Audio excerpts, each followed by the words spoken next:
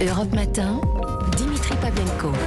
L'édito sport. Bonjour Virginie Fulpin. Bonjour Dimitri, bonjour à tous. Jo-Wilfried Tsonga va tirer sa révérence, il va prendre sa retraite après Roland-Garros, ce sera son dernier tournoi. Alors, quel bilan pour Jo-Wilfried Tsonga?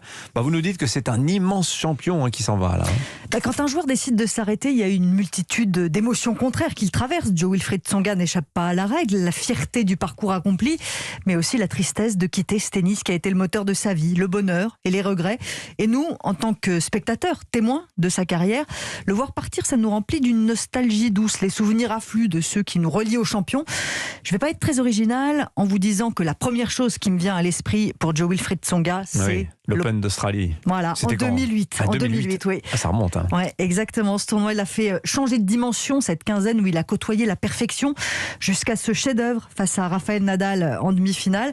À l'heure du petit déjeuner en France, il a envoyé l'Espagnol au tapis en 3 petits sets. Il l'a saoulé de coups et il frappait juste à chaque fois. Tsonga a été battu par Novak Djokovic en finale, mais il est ressorti de là avec une nouvelle aura mondiale. Il est devenu le joueur capable de mettre les meilleurs KO, même en ratant la dernière marche. Jo-Wilfried Tsonga, c'est un peu l'attraction des contraires. Une ressemblance frappante avec Mohamed Ali et un sourire enfantin qui éclaire son visage. Un physique impressionnant de force et pourtant un corps qu'il a lâché à de multiples reprises dans sa carrière. Alors oui, il y a de la fierté et des regrets, mais surtout de la fierté. Alors le gros regret, c'est qu'il n'a jamais remporté un grand chelem.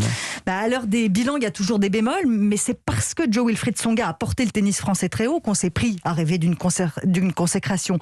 Parce qu'il a battu tous les meilleurs, parce qu'en plus de sa finale à Melbourne, il est allé 6 fois dans le dernier carré des tournois du Grand Chelem, dont 2 fois à Roland-Garros, parce qu'il a gagné 18 titres dans sa carrière, parce qu'il est resté 5 ans parmi les 10 meilleurs joueurs du monde. Alors moi, j'ai pas envie de faire la fine bouche, d'accord, Jo-Wilfried Tsonga n'a jamais gagné de Grand Chelem, mais quand vous faites partie de cette génération de ceux qu'on a appelés les nouveaux mousquetaires avec Gasquet, Monfils et Simon, vous coltinez les Federer, Nadal, Djokovic qui ne laissent que des miettes à leurs adversaires depuis 15 ans. Ça vous empêche de remporter un titre suprême, certes, mais ça vous empêche pas d'être un très grand joueur qu'on va bien regretter. Alors les railleries sur les pubs de Tsonga pour des barres chocolatées, les 8 mai sur sa carrière, on va les ranger dans nos sacs de sport et on attend de la part de Roland-Garros un au revoir digne de ce nom pour ce champion parce qu'il le mérite. Allez, une invitation pour Jo-Wilfried Tsonga, s'il vous plaît, messieurs, mesdames de Roland-Garros. Voilà, le message est lancé. Je pense que ça devrait marcher. Merci Virginie Fulpin, 7h23.